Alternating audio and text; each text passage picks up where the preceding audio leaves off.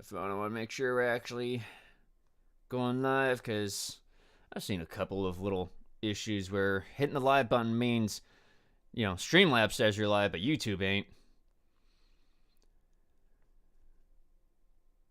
And I never like that happens, even though I go out of my way to make sure everything's set. But it looks like... Oh, no, that's not it. Oh, that's why I hit the test stream. No? Yeah, we're live. Okay.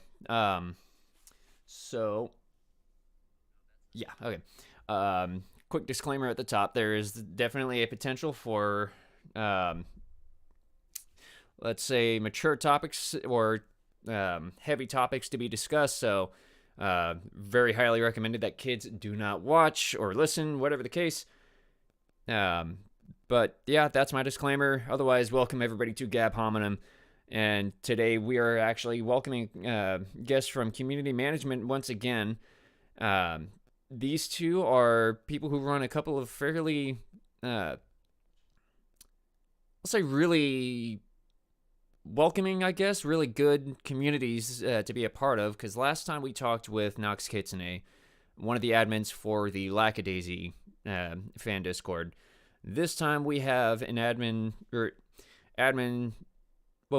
for the Sir Mayhem fan court, and you're a mod, Golden, for Hasbin fan court? I was an admin for Hasbin Hotel, but then stepped down. I'm just doing server technician stuff now. Ah, okay. Uni keeping me busy. So. Well, it's still like moderation experience, which is part of the focus that we've got here. But yes, we have. I've done a few other places. Like I've got the PC gaming subreddit, overclocking server, and then a couple other things as well. But Hasbin one's probably the main one. It's all right. My tongue ain't cooperating with me either. It'll happen. Yeah. Right when you got to talk publicly, all of a sudden you'll stutter. It always sucks, and I hate it so much every time that it happens. Oh my god. Anyway, but yes, Golden One from the Hasbin fan cord and Hellbent from the Sir Mayhem fan Discord. Welcome, both of you. Thank you for joining. Howdy. Happy to be here.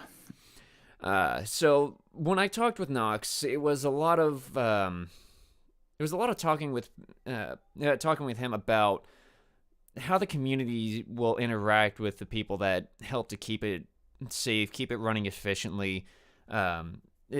I had the similar discussion with Non-Newtonian and Hellboy from the Lackadaisian Hasbin fan cords, respectively.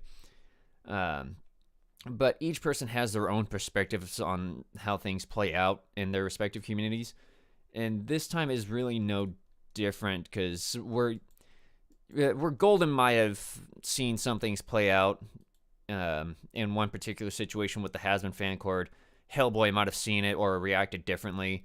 But having those different perspectives is still important to understanding a situation when it comes to dealing with conflict or organizing some fun event for people or, whatever the case might be. Whereas Lackadaisy was basically talked about as being a very chill environment. And from my experience in the Sir Mayhem fan Discord, it seems very similar. It's very casual, chill. Everybody's just there to, kind of enjoy being around other fans of it.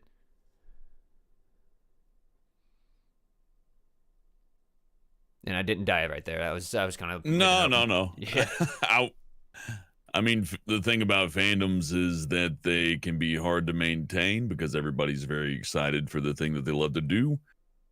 So, it can be difficult to stay positive sometimes, I'm sure. But, if you love something, it's easy to find that positivity, I think.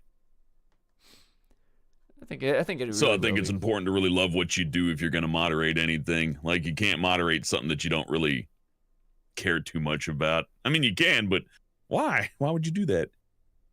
It's going to be important to enjoy what you do regardless of whatever the case might be. Voice acting, moderating, doing art, whatever the case, because if you hit that burnout and you just kind of tired of things, it's going to suck. Yeah, for sure. especially if you're not being paid for it, which I ain't run into too many paid moderator positions online. I think burnout's a bit of an issue in a lot of servers, to be honest. Sometimes it's kind of self-inflicted, either by, particularly in newer communities when they're kind of in growth mode, the either owners or people who are heavily invested can invest a little bit too much time into them, and even if they are consistently growing, once the sort of rate of growth slows down, even if you get up to 5,000 members and it stays there and it's still super active, the fact that it is no longer, people then struggle to deal with that and find that they are they feel as if they're failing, even if they're objectively not. There's only going to be a certain number of people that can join every week, and burning out from either that or just a elongated amount of time where you're putting in a lot of effort. A lot of people do tend to end up burning out, and it's definitely something to think about in advance if you are planning on starting a community, or if you actively run one at the moment or help out with one. Your own mental health comes first. Right. It's always going to be an important thing to remember that part, because like any community, I've seen a lot of communities basically being a lot like families almost. Some people. Let me try putting my own context in here. When I first discovered Hasbin and started joining a fan community, it wasn't the Hasbin fan court specifically. It was another one that ended up having its issues, and I ended up leaving that place before it completely went nuclear. But in that community, I met a few people that to this day we're still close friends, and we're even doing a separate podcasting for promoting independent content creators, project leaders, in indie animations and things like that. We try to put more of a spotlight on that. Try to build some hype for it. But the point of it is, I had met some people that I'm calling good friends right now from a community where we're basically just sharing a love and appreciation for some particular piece of media that we all enjoy. And that's a lot of what happens with these things. Is you meet these people, you make friends. In some places you can make some good connections, but at the same time, things can still happen between those particular circles in that community, or it could be a random issue just pops up between two people that needs to be taken care of, because in the end it still affects other people just observing it. And so that's kind of the whole point of having moderators and admins there, is to help resolve those situations, because if it's not taken care of carefully, it can become a big issue for everybody else, as drama tends to suck in more people than it should. Oh, yes. Yeah, if you run it completely, balls to the wall and all that, it can be a lot easier, but then you lose out on a few people who are, they don't want to go online and be treated poorly. Right. And it makes sense. You can't argue against that too hard. So you got to tend to their sensibilities, which does mean like once in a while just, not doing what you want to do if it means saying something or whatever. You just got to accept that it ain't the end of the world that you got to shut up once in a while. Keeps things a little bit more sane. Mm-hmm. Of course, telling somebody they got to shut up, though, they don't take that too good, hardly. No. Some people do.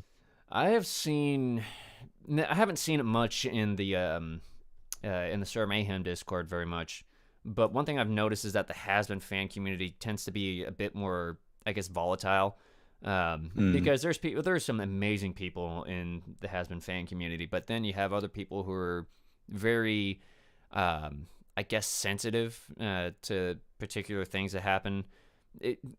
The problem I would say the best word for it is just atypical, like not standard, right? I don't mean that in a bad way, more in a you could never predict this kind of thing because it's very personal to them kind of way. I can't know somebody personally without meeting them, so how am I going to know them personally when they join a fan community, right?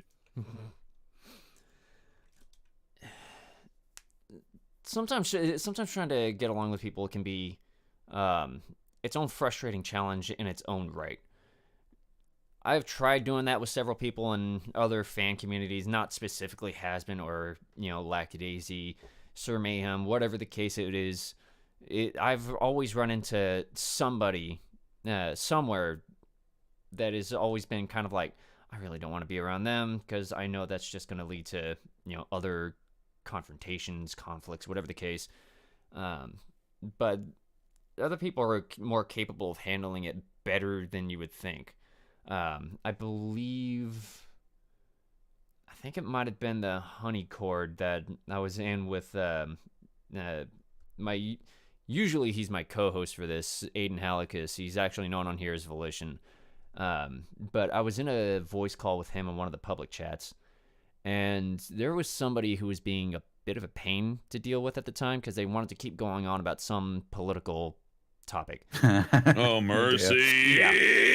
Yeah.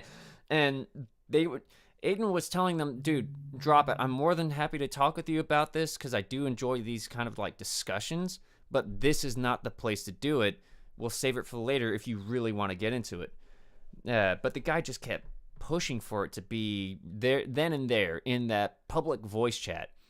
And it got to the point where like 2 or 3 of us all contacted the same admin who was, I think, the only one that was showing his online at the time. And they basically, through that whole night, I was just listening in my car.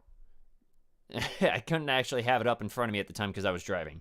But listening to it, it was a pain to deal with because I was just trying to, have a discussion with my friend and a few other people in a public chat because socializing, have that human interaction. But one person just does not want to follow the rules. Regardless of whatever circumstances, it's always, as I've talked to Knox about this last time, it's always difficult to deal with a confrontation, no matter how often you do it, no matter how like benign or serious that particular instance is. It's not exactly easy to deal with, no matter what the case. You mind if I pose you a problem that might help you explain this a bit better? Sure. Okay. Let's say I have a fandom for cutefluffykitty.com, right? This is about cutefluffykitty.com. We talk about Cute Fluffy Kitty. We got fanfic. We got all this other stuff. Then somebody comes in and says, so what about the president of the United States of America? You should be able to say, hey, buddy, this is for fluffykittycat.com, not the president. But the response will be, it's an issue that affects everybody. They're not wrong. But is fluffykittycat.com, the Discord fan place, going to be the stage to where we settle global geopolitics? I hope not. Unfortunately, a lot of people do seem to think that that is the case. They are insane. Literally insane. Without trying to offend anyone, like, I totally understand the, freedom of speech argument and passion, especially, from people in America. And obviously, a lot of people on Discord are from the US.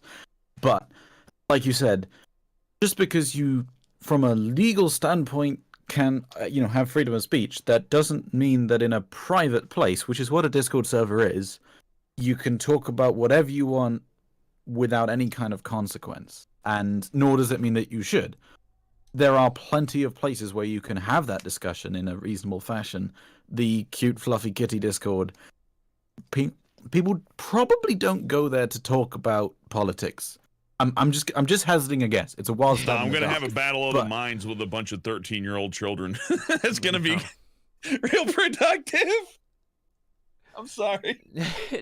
Well, that's kind of the issue that I tend to have is, as much as I enjoy getting into, actual discussions about any particular subject, not even specifically about politics. Usually when I go into a fan Discord, a fan chat room, wherever it might be, not even specifically Discord, I'm usually going there to hang out with people who also, like I do, enjoy, this TV show, this, YouTube animation, this YouTuber, this Twitch streamer, whatever it is.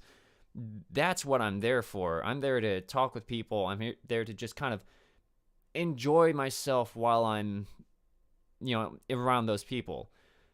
But the point of those like animations, games, whatever it is, the point of those things existing is to be an escape. It's supposed to be, however long it runs, that long of me just enjoying my time, enjoying something that was creative that somebody put out and I enjoy, and I'm not dealing with the stresses of life. I'm just kind of enjoying myself for a bit. And the same idea applies to when I'm talking with, fellow fans of whatever that, piece of media might be. If I'm there to have a discussion about, let's talk about the health issues of a particular breed of dog. I'm having that discussion in a chat room server specifically about dogs. Yeah, I guess the key rule is just to stay on topic, right? That's basically it. And I've seen that being the rule for multiple, Discord servers. If you're in a chat room that's labeled as such, stay on that topic. As a brief summary of many of these, rules that are very similar across the board. But back to that one particular instance I was describing, of the person who just wanted to keep going on about the politics.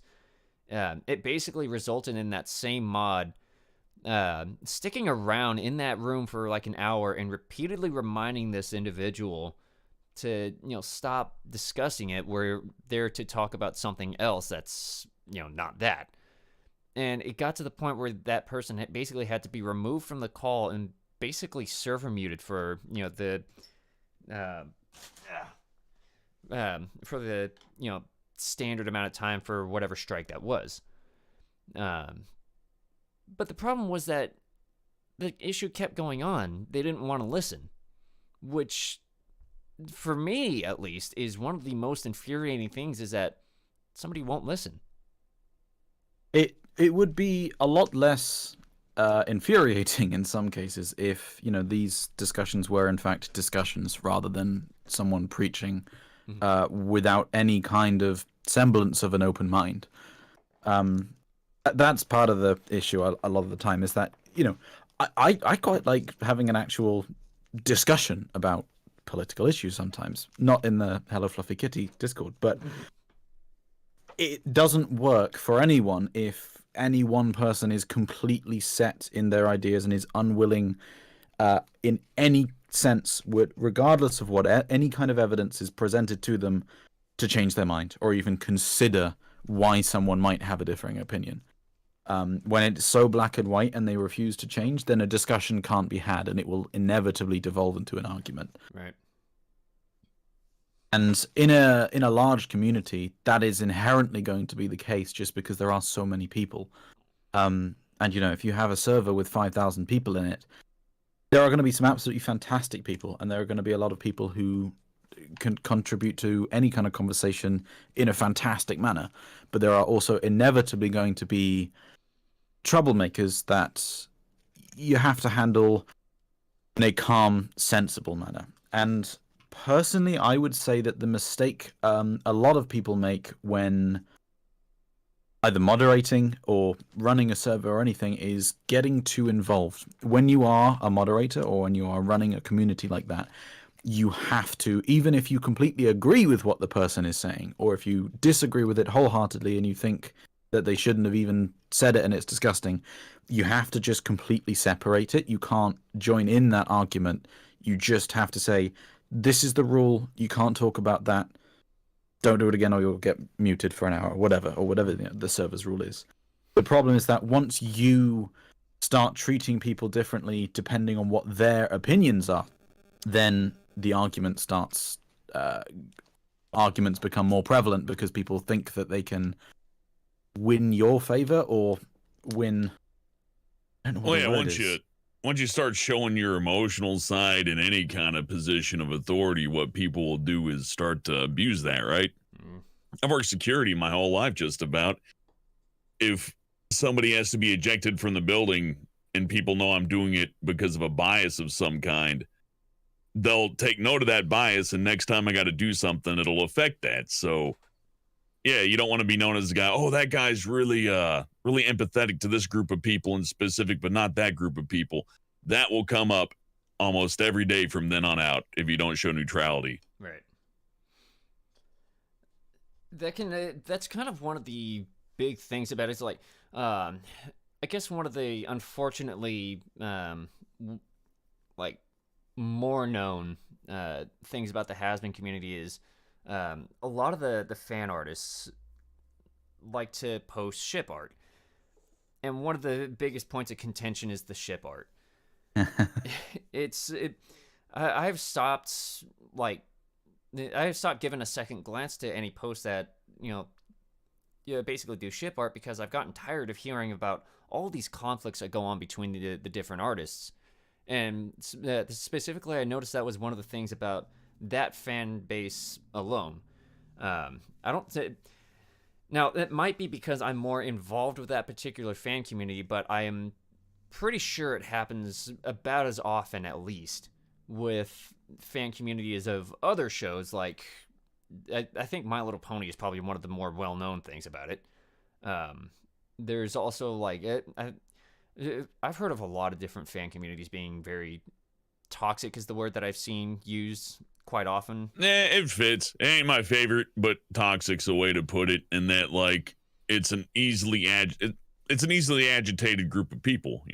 They're just naturally looking to get into a fight. They're upset. They're hyped up. They're angry. Maybe they're justified. Maybe they're not. That doesn't really matter, though. What really matters is, like, are they disruptive? Fair, because I don't think it's ever really fair to have an issue with somebody because of the opinions they have themselves. It's more, for me at least, whether or not they take any particular action on it, which is, how do I describe that? Well, yeah, as if, hey, I'm angry at this person on Discord. You know what I'm going to do? I'm going to find out their Twitter and just go off on them at 4 a.m. Yeah, you don't want that kind of person around. Usually you don't anyways. Because I can still have a discussion with somebody that has a different opinion from me about whether or not, whether or not Eddie should get with, Lee of the Canker Sisters and Ed and Eddie, or with Marie.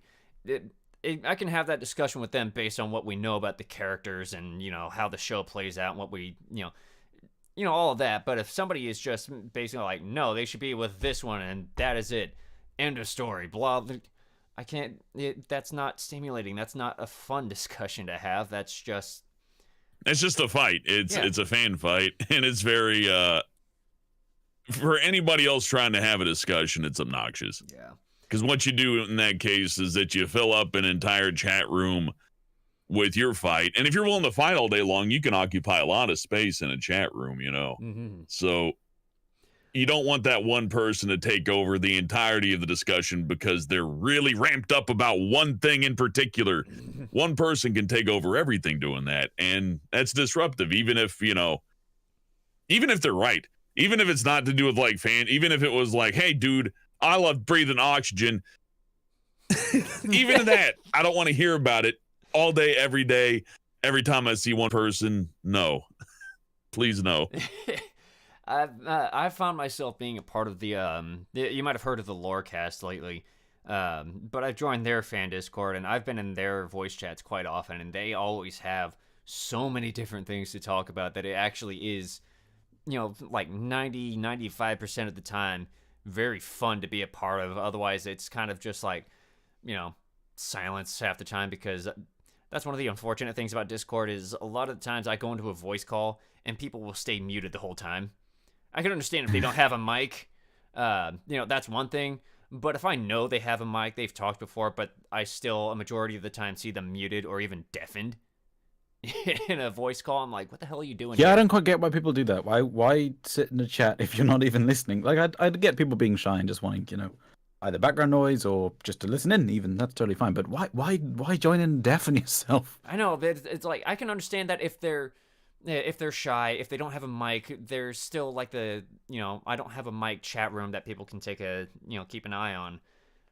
Like one of the D&D games that I've become a part of. I haven't been able to play in this for a while, but there's this like D&D community on Discord that I'm a part of, and one of the players who runs games now doesn't even have a mic. They're all text, or rather, they're all text whether they have a mic or not.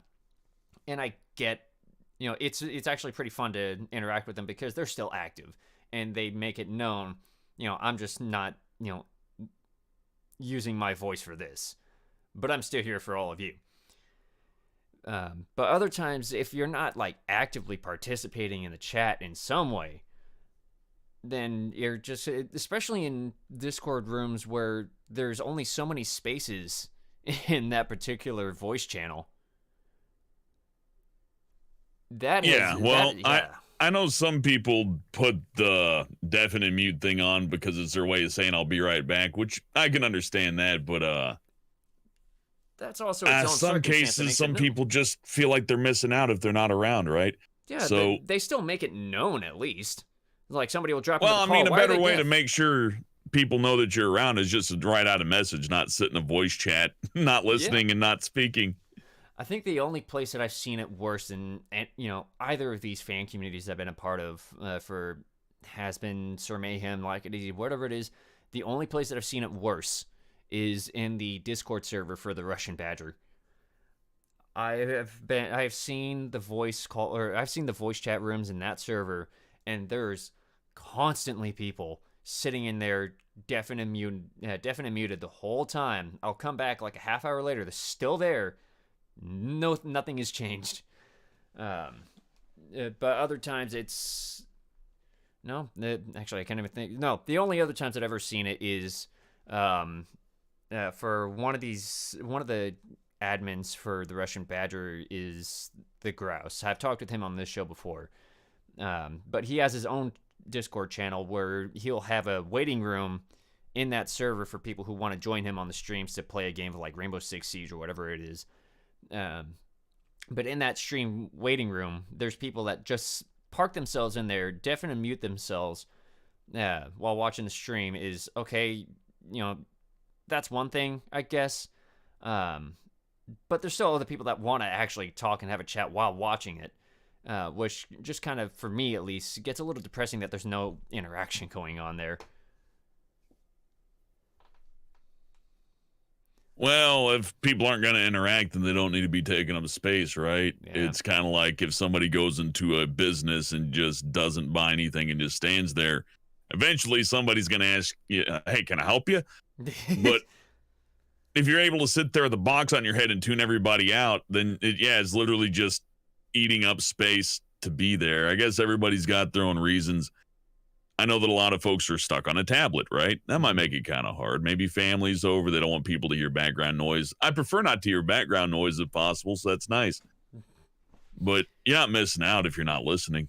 Yeah, there's nothing you're missing out on. People aren't going to be like, oh, so-and-so wasn't here today. I guess they're dead now. Yeah, there's an AFK room for a reason normally. Yeah.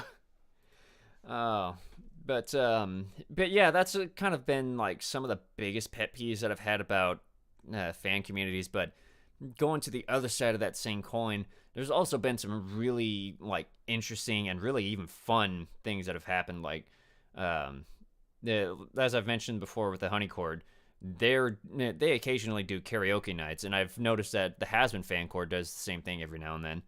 Mm-hmm. When I've joined in on it, I kind of thought, yeah, this looks kind of fun, and it's kind of like giving me the spark of like trying to work on my own like singing voice so I can participate in it, because it usually is pretty fun listening to how many different songs come up that I've never heard, and hearing somebody else, typically with a lot of really amazing talent in doing music. And I just sit there and I'm like, I'm glad I came here. And, at the same time, there's also been voice chats that I've gone into, like I said, with the Lorecast, so many fun things happening all at once, because there's so many different, different things that come up, and they'll lead into other subjects. As I've noticed, discussions in voice, whether it's in person or on Discord, tends to just go all over the place. You'll start talking about like this D&D game I play for a few friends of mine in real life. I'll show up a few hours early and we have a discussion while we're getting ready for the game, and we'll start talking about this latest Warhammer update that came out. What are the new models that just got previewed? and then it'll shift into talking about the models for another miniature war game, and then it'll go into talking about like Magic the Gathering or something like that. Whatever the case, the topics always shift, and I found that dynamic to be always interesting to note, but still fun. And I've had that experience quite a lot in a lot of these fan communities. And it's always been that's kind of the main thing I go into these chats for, is just to have fun talking with other people. And I get that, a vast majority of the time. It's nice because you can, it's nice because there's always such varied conversation. It's not like, even if you're in a has-been server, you go in and you're just always talking about has-been. But it's also like, well, I don't want to leave because I'm really hungry and I need some food. But at the same time, I know if I come back in even just 30 seconds, we'll be on something completely different and I'll have missed the rest of this conversation. So it's going to be a bit tricky. You can end up sitting up until 2 a.m. or something just talking about anything.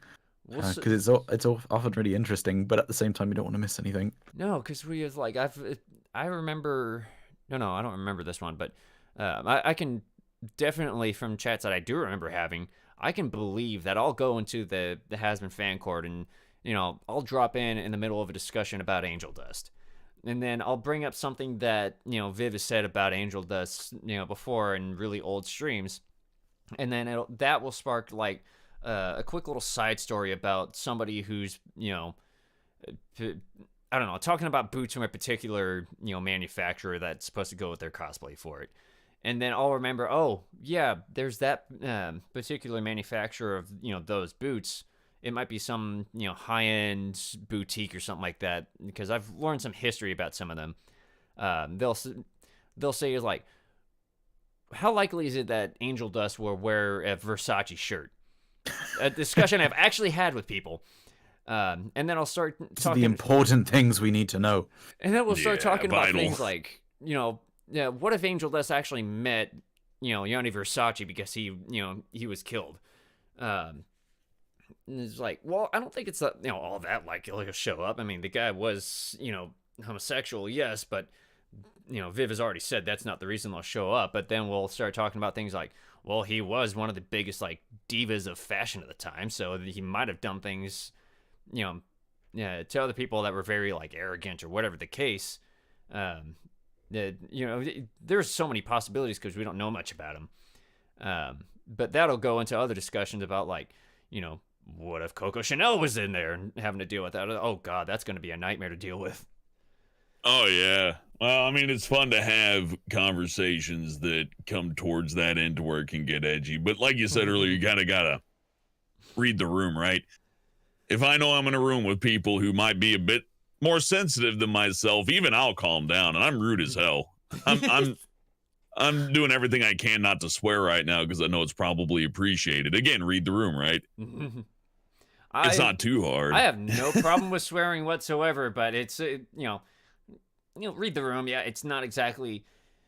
I've had that discussion with people before too. It's like, why is this person funny? All they do is swear and scream all the time. The Dane Cook method of comedy. But then you get other people who don't always have to do that, like Gabriel Iglesias or Jerry Seinfeld. Then we'll start having a whole discussion about that and just how funny some of these things are, and then it just devolves into, here's a clip from this stupid, comedy show that I've seen that this person was in. Well, I don't mind swearing, clearly. Some people do. But again, it's about reading the room. And it has everything to do with what you were talking about earlier with, people being a little bit different from each other. You just gotta kind of know the temperature. Not every place is going to be the same. You can't just say free speech for everything or say these are the rules I follow in this place and it's the best place and apply it to everywhere. You got to go to everywhere and expect a little bit different of an experience. Oh, that's kind of the thing. You didn't touch on it there for a second. Is some of these fans come from so many different places. Obviously, Golden must have been a fan of Has-Been to have become an admin of the Has-Been fan court. But you, Golden, you're in the UK, aren't you? Yes, I am. Yeah. I actually did live in the US for about 5 years though, but in the UK now. And Hellbent is in Texas, was it? That's right. Yeah.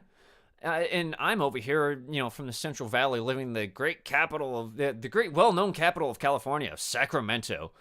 Uh, Yeah. um, but this is, we're Hellbent and I are only 2 hours apart. Meanwhile, Hellbent and Golden are 5 hours apart from each other. And, time zones alone, yeah, it'll make yeah. sure there's some people you just never get to meet. Yeah, but that still comes into the fact that people would obviously expect generally people from California to be fans of Hasbin, given the kind of content that's a part of that show. But what people typically think of Texas, they probably wouldn't expect a lot of them. No, there's huge pockets of people that would be massive fans of Hasbin, and then you jump across the pond. Also, fans that are I've met people from Ireland that are fans of it. I think I've seen one person from Scotland that's a fan. Multiple people from like the England area of the UK that are huge fans of it. Oh yeah. I think I've seen like one or two people from South Africa that are huge fans of Hasbin. Because there's varying types of comedy in Hasbin. Yeah. And there's a little bit of something which kind of appeals to just about anyone. Obviously, there are going to be some people who just aren't into it, which is totally fine. But it's not that it's just one thing. It's not just one style of comedy, one style of jokes, one style of writing and storytelling overall. It's got a lot of different stuff. And, even to put it a different way, there will be some people who are super into Hasbin but won't be into Hell of a Boss, or vice versa. Right. Because they're quite different and they're done differently. It's cool that it transcends, national borders. It's always been very fun to see how many discussions come out of, like, I've seen fans of Hasbin from Russia that, we've had discussions about, like, what kind of things kind of make it so fun for them, or, from fans from France, or it could be Italy, it could be Norway, or wherever the case. There's always bits of culture that I can learn from them, because we're together in that place sharing that appreciation of that show. And, as we've already discussed, they can be from anywhere.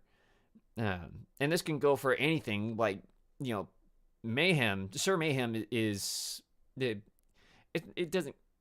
hasn't quite blown up as much as Hasbin, but it's still got quite a number of fans of it, and they are also from a vast, array of different places and, cultures that are just into the show for various reasons. One thing that definitely grabbed me about Sir Mayhem is, at least from the pilot, it had a very, like, 80s cartoon kind of vibe to it, which I just did not think anybody was going to be going for anymore, but I'm glad I watched this. I don't know, the creators are from Europe, and they really love He-Man, so go figure, right? And it came from, oh man, I'm already forgetting his name. The guy who came up with Sir Mayhem to begin with, because Magpie was just the artist and animator who decided to put the crew together to make it into, an actual animated short. But it was all, born from the guy's, he said it was doodles that he did in a park. For a character that he made for himself, and that ended up becoming its own, like, actual setting. It's its own comic series now, with people voicing the lines from the comic, and there's a lot of fans of it that are growing into the show for whatever reason that they have. They enjoy the music that Ash wrote for the fan base. I guess I don't recall if he wrote it for the show. But then you got all kinds of other people that are into it for their own reasons. In fact, Hellbent yourself, you're a rather well-known person, at least on Twitter. Yeah, you've got your own massive following, but if I had first met you there without knowing you were a part of the Mayhem, admin team, I would never have expected you to be a part of the into the show.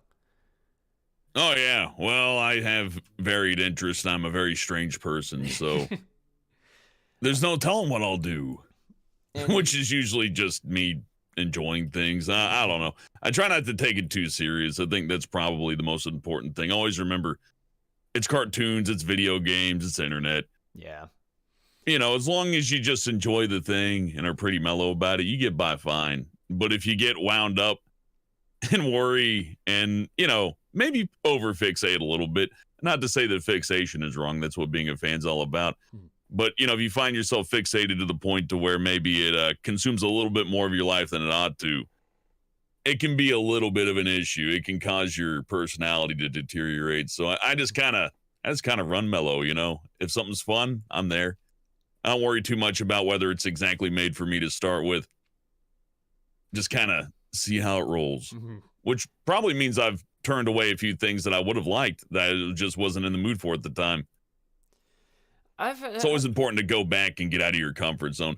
I'll just say that if you're a fan of something and you really like stuff, try getting out of your comfort zone once in a while and do something that you wouldn't normally, go for, because you'll be surprised. You'll find a lot of other fun stuff out there. Yeah, I can definitely attest to that. Once after I got into the Hasbin fan court and I met these friends of mine that were doing the the indie creator promotion podcast thing that we're doing. Before I did that, I wasn't exactly somebody who was like especially aware of indie artists that are all over Twitter. And after I got into that and started doing the podcast with them, I started following all these different online artists that are on Twitter, and I'm like, wow, I've already followed, like 100 different artists on Twitter. I'm like, I wasn't expecting this. Yeah, but it kind of like somehow, the Hasbin thing just kind of opened my eyes to indie creators. I'm not sure why it took that show specifically for me to do it.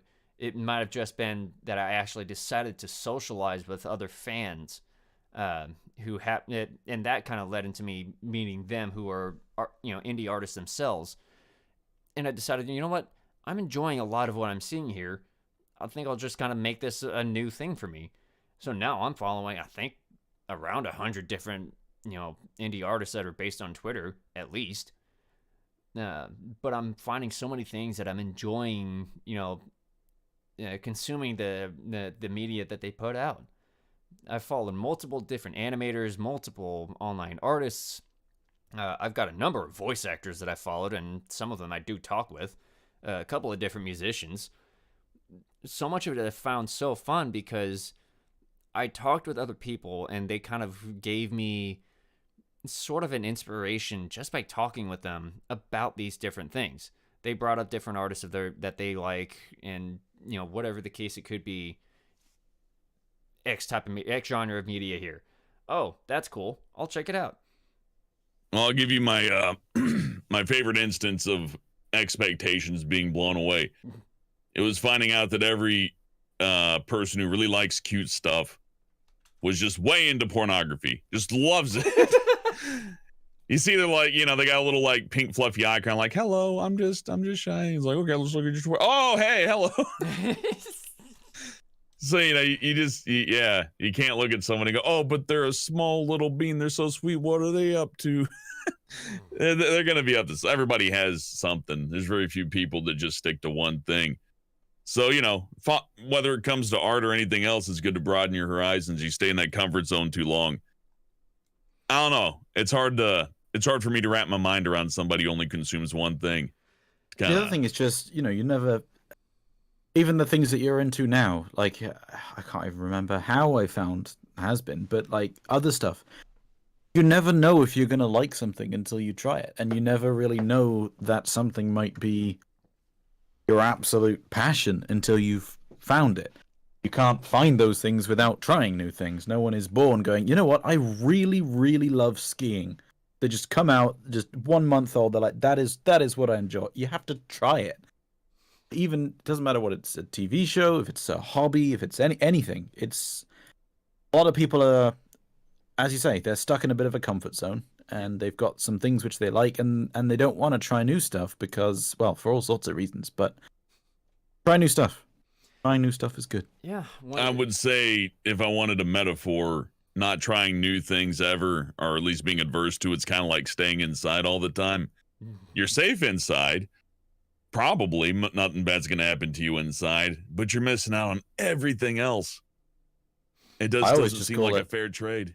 I call it a pesto moment because when I was younger, I can't remember where we were. We were at like a restaurant or something, and there wasn't that much there which like caught my fancy, and so someone at the next table had pesto pasta.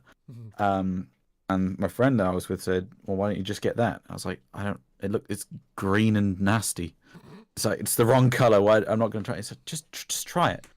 And he said, "I will pay for it if you try it." So I tried it, and now pesto is my absolute favorite food. It's amazing. If you haven't tried basil pesto, go and do it because it's amazing. Yeah, you're never going to know if you're missing out on something amazing if you don't try new stuff. It's basically the same. Also, the pesto pasta didn't kill you, did it? That's the Didn't, important no. part. Oh my god. Okay, I was worried for a second even because icky. it wasn't even icky. Well, that you can put that on the front of the restaurant right there. That's kind of the same story of me with the voice acting thing, because I tried it once like a number of years ago. I think it was like about a decade ago now. I saw somebody who was doing one of those like Halo Machinima things, because that was all the rage at the time. And I tried like doing a voice for, at first it was a couple of extras, and then it was supposed to be like who was supposed to be the villain for it. But then that show just kind of up and died after 3 episodes. They, never heard from the guy again. And so I just kind of gave up, even though I was only doing the voice recordings on, the first generation iPad, if that tells you about when it was happening. Oh, the joys of independent content creation. Some things don't change, just the method. You used an iPad, now we have entire rigs. Oh, okay, that changed a bit. But, it's still a bunch of people with no money getting together to try to make something that they have no right to be able to finish within their, time and money. But then we fast forward to now, or rather, about September last year, lockdowns happened, everybody's home doing, basically fuck all. And, I'm still working at the time, but this was after I had started doing this podcast with these other people from that I met in the, the other fan court. And one of them in the show, one of them that was a part of the show at the time, decides to approach me and say, "Hey, I'm part of this like fandub thing that we're doing for JoJo's Bizarre Adventure Golden Wind." They were just like, we're still trying to find a voice for this particular character, and I figured I'd just kind of give you a shot and see what you want to do with it. You want to try out for it? I'm like, you know what? I borrowed this condenser mic from my brother specifically for the podcast, but I may as well see what I can do with it, in other uses. So I, did a few recordings based on, the show and, turn them in. Never heard from that because the guy who was running that little project decided to, just like the Machinima thing, completely disappear off the face of the earth. Sent in the audition, no response whatsoever. And even this guy that in the group that approached me for it, he hasn't heard from him at all. So I'm like, okay, well, guess that's not happening. But as I thought about it, I realized, I had not done this, in this way before, but I still found it fun. And so now I'm, currently taking classes from this guy down in LA who'd been acting for like 35 years at this point. Guy by the name of Reed Rudy. This is somebody who's been, one of my favorite examples for him is, I looked at his IMDb page and I saw that he had a 35 episode stint on Days of Our Lives. Whoa. Yeah. Bump my mic there for a second. But yeah, this guy is fun to learn from because he knows what he's talking about. He definitely sounds like it. And he's engaged with the people that he's, teaching these classes to, which he only does 8 people at a time for a 6-week, weekly workshop thing. And it touches on everything from doing commercials to animations to video games and narrations and all that. But there's so much that I'm learning from him. And it starts to get me a little more confidence in it. Something I never thought I would have grown. But, after I got, after I got more involved with this, I was like, I want to talk with more people. I want to be more involved with this because I see, this kind of fun is still fun because I've gotten bored with all these different video games that I have at home.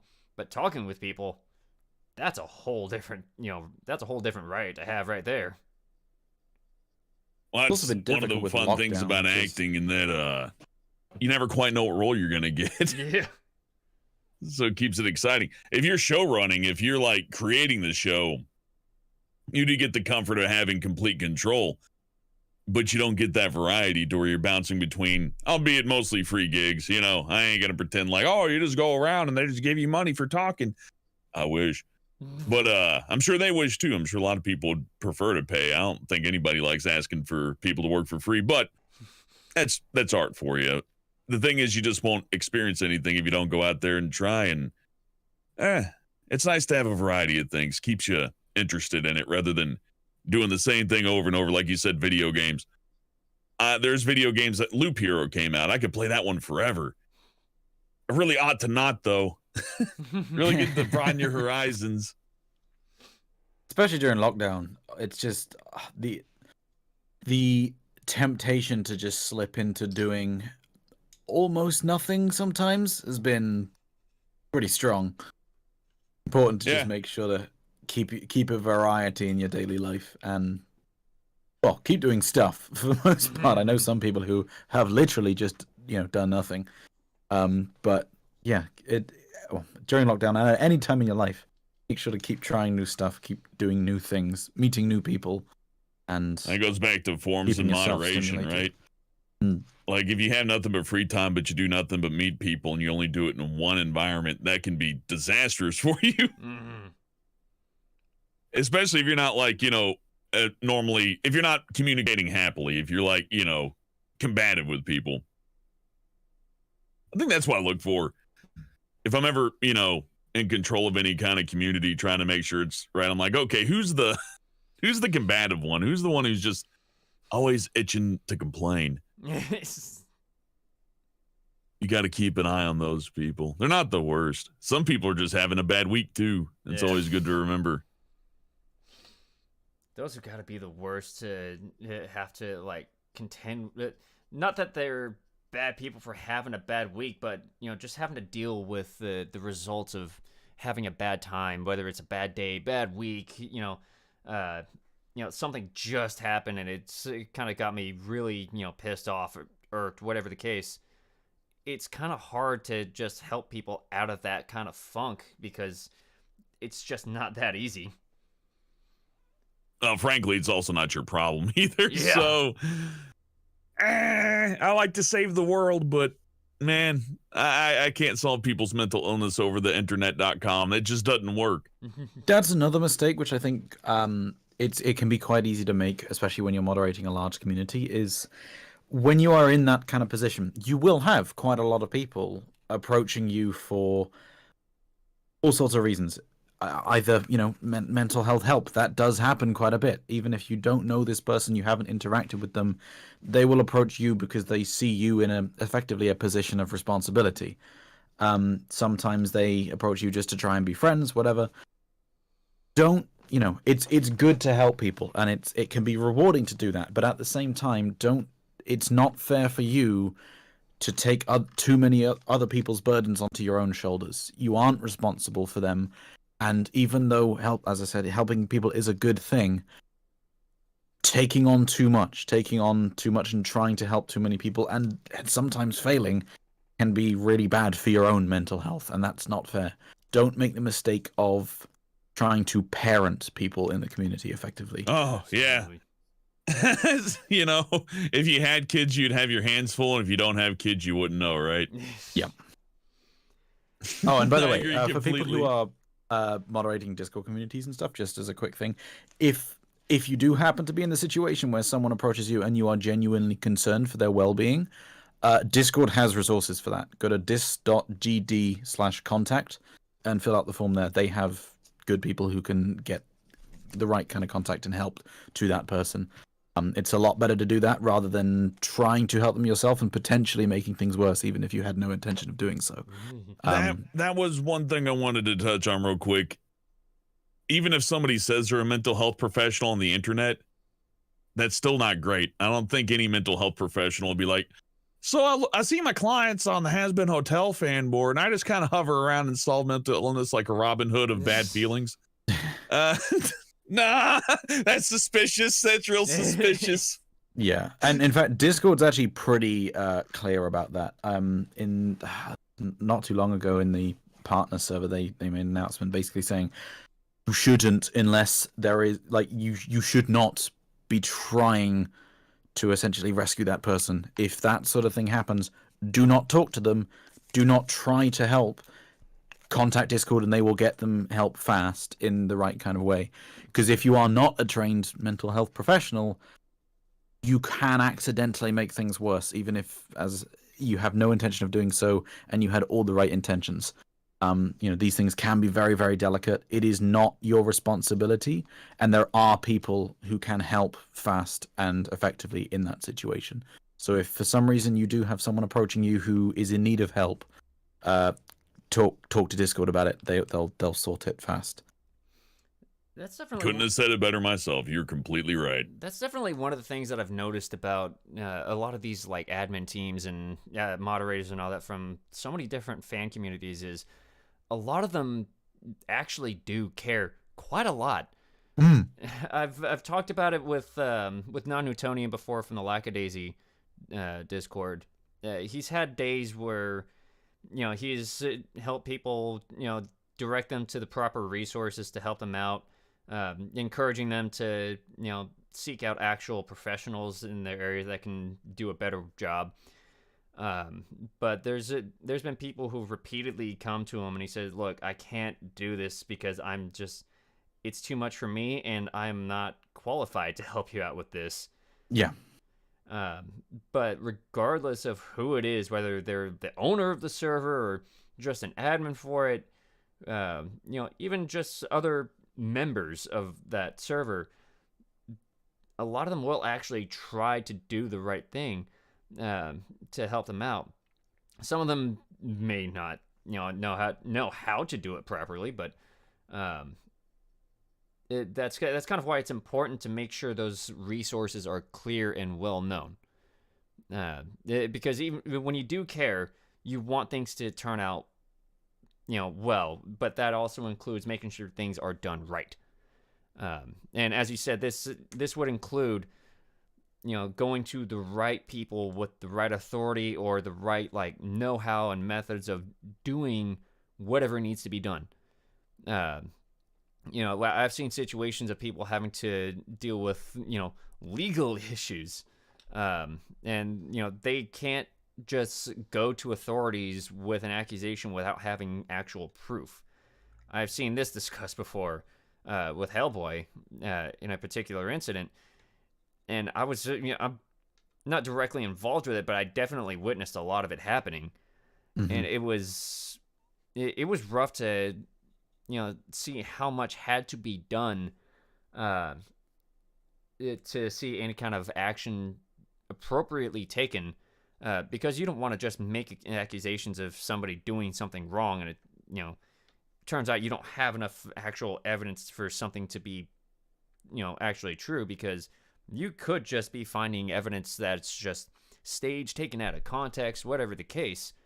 In this particular instance, I'm talking about an actual felony, but on the smaller scale in the servers, it could be somebody who just said something that out of the context in which it was said sounds pretty bad, but then you look at the chat history when a mod gets pinged to take a look at that instance and they realize, oh, they're talking about this because that was the discussion you probably dropped in at the wrong moment. Can you believe Randall killed Steve on the Discord? No, on the cartoon, but I feel it in my soul, so I called the police immediately. You don't need that. But that's the other thing. If something is very clearly wrong, or there is someone who, does something clearly illegal or wrong or whatever, then forward that information to the right people, be it the authorities or Discord, or sometimes just banning them from the server is enough. Depends on what it is. Don't witch hunt. Don't go into other servers and try to start some investigation to catch someone out. Even if you have reason to suspect them of something really bad, starting a witch hunt can be really, really bad, especially on the internet where actual evidence is very hard to come by quite a lot of the time. Mm-hmm. A lot of the time you can have 10 people saying one thing or saying 10 different things that are kind of slightly related, and none of it can be true. It almost never ends well. We got to Don't imagine try what to your witch hunt. plans are, right? So let's say I knew somebody just robbed a bank. We'll use that as the softest example I can think of something you'd be like, oh, damn. So somebody robbed a bank and I know who it is. I'm not going to go on superkittyfluffy.com Discord and go, they robbed a bank and they shot a man in the arm. Because, Discord team ain't going to come in and like internet arrest them. And if I say that, they may be like, oh, damn, they know. And they're gone. They're done for. You lost it. You ruined it. I'm sure if there were police involved, they'd be pulling their hair out and go, why did you tell him why didn't you come to us? Again, you're not people on Discord could be a police officer, a psychiatrist, or even probably in some cases government agents, but I wouldn't assume it not to save my life and definitely not to save somebody else's. Yeah, and it's very easy to accidentally get yourself in some trouble as well. So one instance that I won't mention exactly who or where it was, but someone was accused of inappropriate conversations with minors, and one of the moderators of this server started a bit of a witch hunt. It turned out that it was completely false, and several people were effectively making things up to try and get this person in a lot of trouble. It bled into their real life, and it got very messy, and authorities were involved, not because of the person having spoken to minors, because they didn't, but for the people who had started the witch hunting and looking at things they shouldn't in the process of trying to catch this person out for, again, something that didn't happen. So just be careful. You're a moderator of a server or you're an admin of a server. What happens outside of that server, even if it's abhorrent, ban the person and then leave it alone. And if you have evidence that something has gone on, forward it to the right authorities and then leave it alone. It's not your job, your responsibility, and more to the point, it is dangerous, potentially, legally and from a mental health perspective, if you start trying to get a solution to all of those things yourself. Right. And of course, I never heard of this happening, but I'm sure it has or will. You could go up on somebody like that and not realize that they're a terribly dangerous person. And what do you know? They live real close to you. All sorts of bad things could happen out of that. Man, playing cop or psychiatrist or whatever on Discord probably is very satisfying, but I can't think of a case where it'd work out too good. If you got evidence on a crime, definitely, like you said, send it forward to the police. Boom, done. Yeah, then you don't need to worry. I guess the super simple answer is you're running a Discord server. That server should be fun and engaging for the people inside it. What happens outside of that server is not your concern. And if people are causing drama in that server, kick them out and then continue on with your day. Mm-hmm. Solid. I've had to do that. Well, not me specifically, but I've definitely been a part of it. We've had somebody in our podcast's own little Discord server where somebody was they were blatantly disrespecting the rules and bragging about it. And I guess they, had their boost on the server as just like some really cheap, or I don't even know how to describe it, but I guess they thought it would, have some kind of leverage in our choice to kick them. No, it was just like, if you just want to be if you just want to be a troublemaker, we're not having you here. So we kicked him out, and he tried to come in again, bragged about having an alt account. All right, Discord can deal with you now. That happens a surprising amount in something else I'm involved in. It was one of my patrons, actually. And they were doing something. They broke the rules. I gave them a warning. They continued. I banned them, and then they came and said, like, dude, I'm paying you money. I'm one of your higher tier patrons. I'm like, okay, but you broke the rules. Though. It's like, yeah, but I'm paying you. That's not how this works. When you gave me the money, there wasn't a contract that I'd be your super BFF BFF doesn't grant forever. you immunity from rules 1 to 6. That's not how this works. Yeah. I mean, money can buy happiness, but there's some things it can't buy. Yeah, I've never seen a sad person on a jet ski. I'll make an exception. If somebody gives me $8,000 a month, you can say anything on my Discord that you want. Yeah, I'd consider that. That's the price. Actually, that'll go into one of the questions. Where the hell did I put it? I did actually get a question. Let me see. I haven't checked if there's more questions, but I do remember I was having not one. prepared for questions. Well, don't worry. It's actually a question for Hellbent. But it comes from somebody in the Insanimator server. We know him by Will Rambles, but he asked the question for Hellbent: how hard is it for you to mod whenever you get recognized from other works? Not at all, because I'm shameless. Now, if you want to like maintain some kind of professional composure so that people don't bring up stuff years down the line to show how you're an asshole, which I am, I'm okay with that, then you probably won't have an easier time. But I can promise you, most people aren't going to be important enough for that anyways. Just deal with it as it comes. You know, there's going to be crazy people. I've dealt with a lot of crazy people. But again, it's the internet, right? Just block if they're that crazy or ignore them. That's easy to do too. The thing is, like, okay, let me put an example for it. Let's say I were a bad person. How long do you think I could pretend being a good person before, you know, eventually the cat's out of the bag, right? And Depends. How soon do we start talking about politics? right. No, even politics, maybe just like the way you treat people. I treat people kind of rudely. If somebody asks me a rude question, I'm like, hey, screw you. And, you know, for some people, that's like a huge no-no. Like, don't say negativity things. Don't be negative to anybody.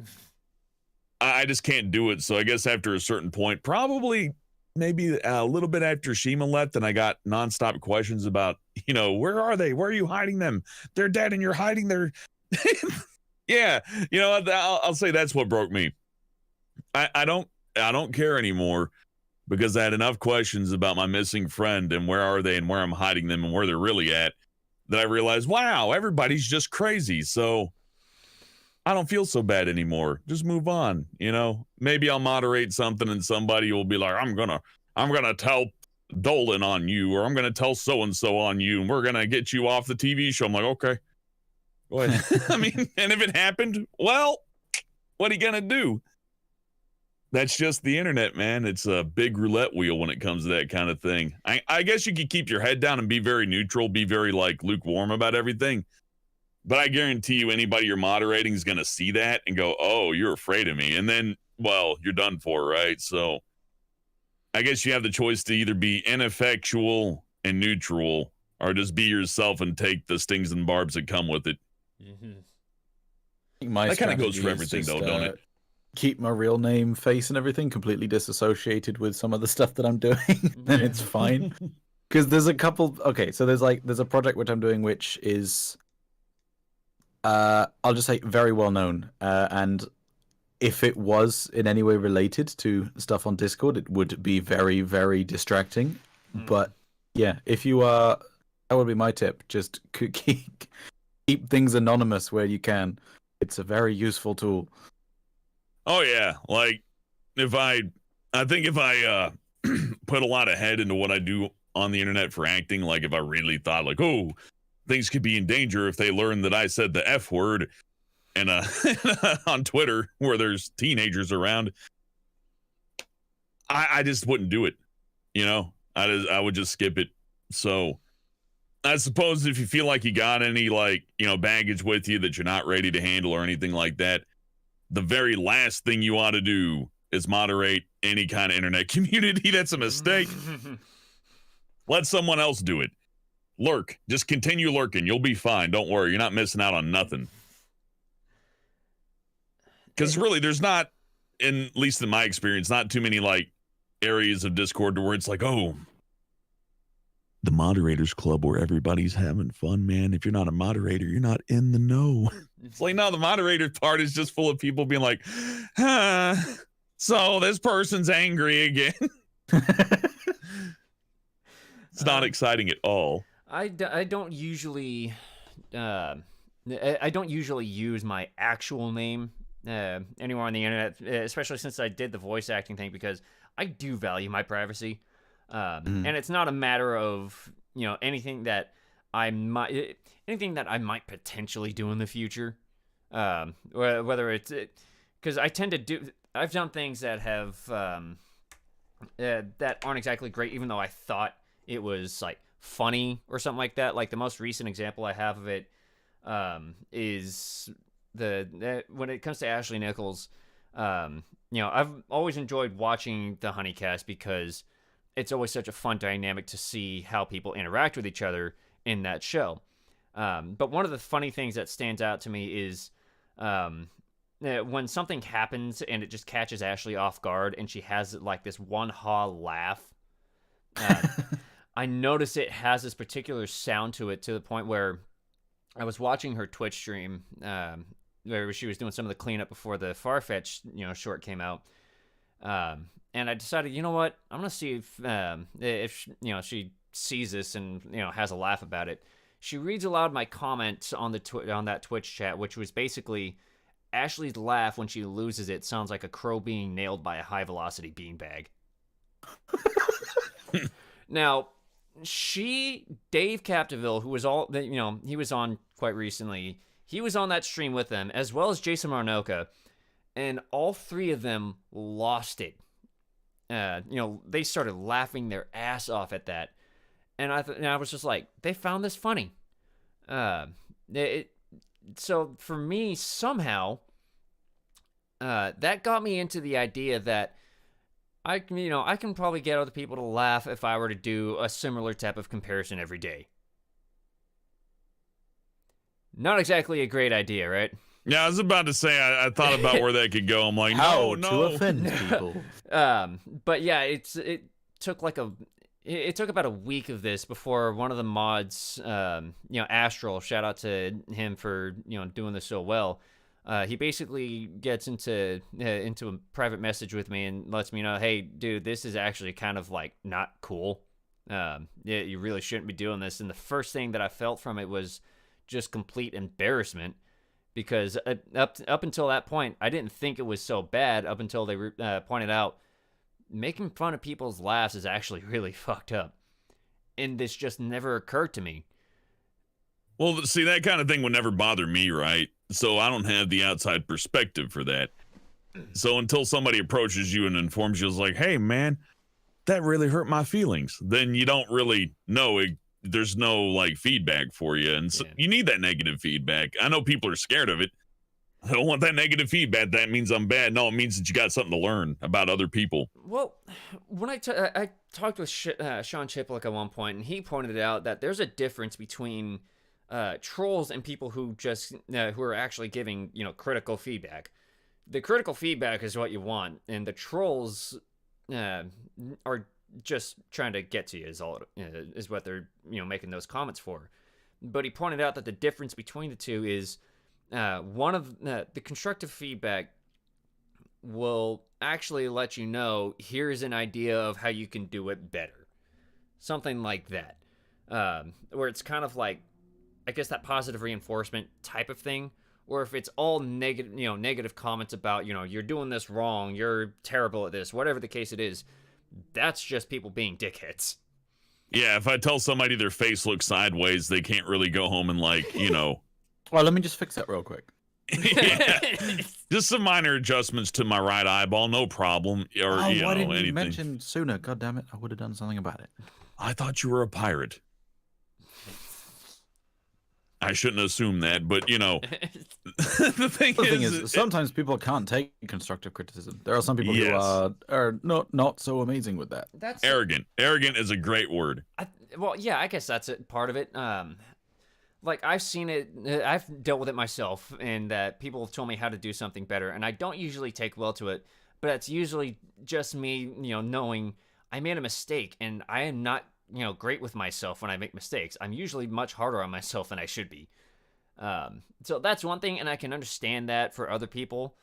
But but I usually recognize that because they'll usually just like keep complaining, or I don't know about complaining, but I can see their reaction that they're not handling it well. They see they made a mistake and they're just, completely 180 of how they were a second ago. They are completely shut out from everything. They are scared to talk. They don't want to say anything anymore. It's that total anxiety thing hitting them. Whereas, if I told somebody, that they did, this part of a game wrong, that they needed to go and do this task instead, and they start telling me, no, you don't know what the fuck you're talking about with this game. I know this game better than you. That's, to me, is arrogance. They're not willing to take, feedback on how to do something. And at that point, I'll just, let them continue to, be wrong about it and stay stuck where they are in that game. You want some distilled secondhand embarrassment? Oh. All right, so I was critiquing an indie game, and I was kind of harsh on it, right? But I wasn't too bad. I was like, look, the frame rate's terrible. You can see it here, yada, yada, yada. And then the guy who made the game was in my chat, and I felt like I was like, oh man, I thought we'd never meet. Oh no. And all of a sudden I'm like, man, I talked awful about your game, and all of a sudden it just didn't quite feel as easy to rip, you know what I mean? I think when people, and I know me personally, when I felt like I'll never speak with this person, and even if I do, what do they care? And then they approach you and it's like, not to say too much, but they just didn't handle critique well. It's not their fault. They just, you're like, oh, you're playing my game, that's cool. Oh, you're shitting all over it. Wow, that hurts. That sucked. But there's some people that I just avoid critiquing because I know, right? Right. They're not really looking for my critique, and even if I give them beneficial critique, like, hey, I know a trick that you could do to fix things, maybe just let them be themselves if they're really fragile. And it's not wrong to be fragile, just no. Oh, mercy. It can be a minefield to navigate through criticism. It can be. It's usually pretty difficult because not so much difficult for me because I'm somebody who wants to learn. It's the whole reason I do this podcast is because people who work in the entertainment business, they have their own experiences in doing whatever it is, voice acting, animation, writing, directing, whatever it is. They've got their own experiences that can be beneficial to other people that are looking to do the same thing. Those experiences aren't obviously gonna be applicable to all situations. So say for instance, if I walked in here and go, oh, you did a little voice acting, well, what kind of kit do you got? And then just tear apart your Name belongings. every character voiced by someone ever. You only have a $200 condenser mic. That's not quite YouTube quality there, champ. You're gonna need at least $800 worth of equipment before you can even call yourself an amateur. But I'm here to help. So what I need you to do is go to Sweetwater and go buy these and buy this and go to Radio Shack or wherever. I don't care where you go, but buy what I tell you. And then you'll be, that kind of critique's the worst. Open up 3 lines of credit and put yourself into incredible debt for life just to satisfy my, shitting on you. And then go act for free. But what, you can't do it? I do it. I've actually seen the other when I talked with the Grouse before, he was on with this other Twitch streamer from the Russian Badgers crew, guy by the name of Heavenly Father. I was watching one of his Twitch streams not too long after, and I noticed on his video camera he's got his AT-2020 in the shot. And I'm like, is that an AT-2020? He's like, yeah, dude, it's an AT-2020. What do you think? I'm a basic bitch. What do you think I am? And I'm like, yeah, this guy gets it. I've seen people ask for audio equipment advice, and every time I'm like, I'd recommend my setup, but mine's stupid. It's too expensive. So I just shut up, It's not hard to shut up. That's really good quality some people should take on, I feel. Yeah. So once in a while, look at something that you could give advice on and think about, like, is it important that I do that? And go, nah, save yourself 5 minutes and save somebody else a headache of looking up a bunch of stuff that's really not for them. I've caught myself the level of gatekeeping in audio equipment generally is insane. I actually do hi-fi equipment reviews on a YouTube channel of mine, and the number of people who's like, well, if you're not spending at least 5,000 on every component, then you can't possibly begin to understand or hear what this song was supposed to be like. Jesus, just stop it, man. Well, you gotta feel more specialer than everybody else. That's what they say, more specialer.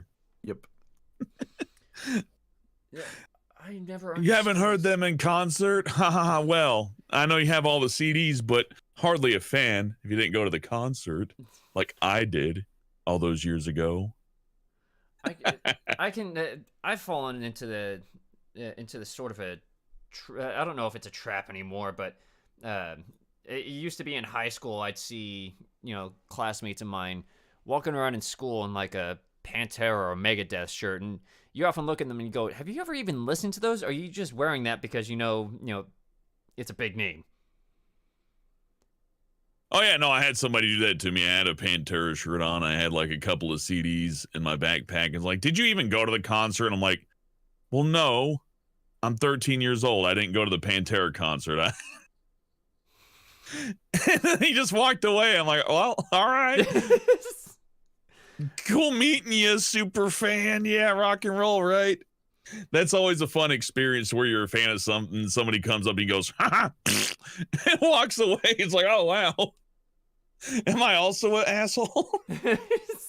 Does this thing just attract bad people? Is that the problem? I don't know. It's it's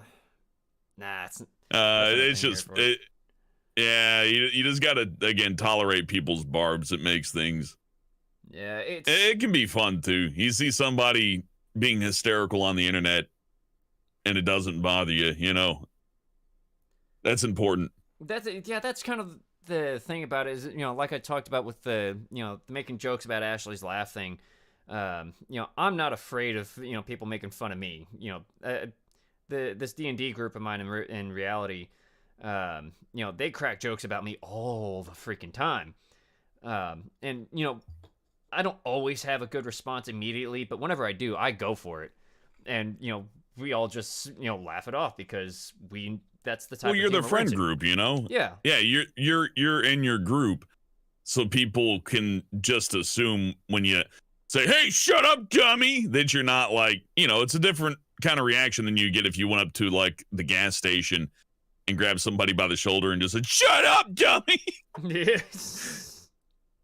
Just two different rooms, I can't. It's like I can't have my car that when I bought this 04 Civic of mine, I bought it from my brother's neighbor. With the trunk of the car, the lid of it was actually like somewhat caved in. It still seals and everything, but it belonged to this guy's daughter, and they were just selling it because she got a new one. But she ended up backing into like a lamp pole in a parking lot or something like that, or a rail. And so there's just this like big dent, like almost folded in at the trunk. And I can't have that parked at like a gas station. And I see this dude in a Mazda, like, RX-6 or whatever the hell it is, parked there, neon lights all over the underside. And, they're missing an antenna or something like that. I can't just walk up to them and go, your car is shit. Get that off the road. Because I'll expect to be punched, right in the face, or potentially even shot, in my area, if I were to do that shit. Yeah, exactly. Time and place. I could go up to my friend's car and tap on the window, but if I go up to a stranger's car, who knows what's going to happen? Yeah. You always want to be careful with the criticism, like it, because you can't just. You got to make sure you know the people. Which is why I'm glad Astral pulled me aside to let me know about that. Because it basically reminded me, I don't know Ashley. She's not my friend. She's not somebody I have, actually talked with before outside of like a Patreon call or two. They're not someone I'm close with. So what place do I have in making fun of their laugh like that? Well, here's another thing. Just because somebody isn't your friend doesn't mean they don't like you either, right? And here's a really important thing. Any kind of jabs, it really matters who it's coming from. Somebody can be a crass jerk and their jabs don't hurt because they're like that to everybody. But then the person you just sweet to everybody and go, your voice is really annoying. And then they're like, oh, my heart. No, so as soon as you dropped in here and you started talking, I'm like, holy hell, that voice is deep and it's almost scaring me. Oh, well, if it makes you feel better about any kind of critique, I think the first video I did got for Planet Dolan got about 20,000 dislikes. it was a baptism of fire. Although in my case, again, I'm a jerk, right? So I'm like, I'll do more. I'm not stopping. They're like, quit. A couple months in, there were fans saying, I heard that Hellbent's getting fired from Dolan because Dolan didn't like his read. I'm like, but that's not how it happened. How would you know? We've only exchanged 2 emails, Dolan and I.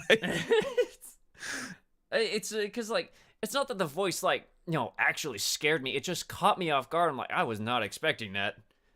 Oh, well, that's my expensive audio equipment. It makes a difference. You need to spend at least $8,000 to sound like me. No, you don't. It's literally just experience. I spent a lot of time doing barking and security out on the sidewalk, right? So I'm like, no, come on, cheap me, and that kind of stuff. And you do that for a long time, screaming and dealing with rambunctious people who often have to be kicked out, believe it or not. It changes you, but for the better, I think. At least up to a point. I wouldn't do it forever, but you can get a lot of experience in sales or security or anything if you want to be a better actor, especially security, since you get to meet so many characters. I can imagine. A friend of mine did work for like a private security, basically like a rent-a-cop type of thing. But his ability to be charismatic was basically limited to trying to get laid. And that doesn't translate well to security. Personalities in some places. Yeah. And, no, it's bad for security. Oh. But yeah, it's a lot of the time that it's just you gotta know where your strengths are, and sometimes it's not always a one-size-fits-all deal. Oh yeah, well, it goes into security's everything to do with the whole Discord moderation thing. Let's say a security person is too much into women. Well, that guy's gonna be a problem. Yeah. That's more than a ticking time bomb, man. That's just gonna go bad. Let's say in security, my biggest issue with hiring on anybody's always been like, are you prone to violence? Like, and like, well, I Krav Maga and I can crush a guy's skull with my fingers. I'm like, okay, no, we don't want you. Yeah. And they're like, why? I can kill everyone. That's why, because you can kill everyone. That's why we don't want you. And you can't get that through to some people. It's like, I would do the most. I would just get everybody. It's like, yeah, that's why you're bad at it. You have to be measured, man. It's like or even worse, people are like, how can you kick me out? I have freedom. I have rights. It's like, yeah, and I have the right to kick you out. That's true. See, it's like I'm up until I moved out of, because I used to live in this little town, Modesto. That sounds familiar to anyone. You've seen American Graffiti, or of where George Lucas came from. It was the second one for me. I was like, how the hell do I know Modesto? Then I remember that George Lucas got divorced and his wife ran away with the guy who put the windows up in his house, and I always thought it was funny that he had to look through those windows. I did not know that. That's my favorite George Lucas story. Shit. But I don't know how I know that or why that's still in my head. I guess because I thought it was funny. Probably, but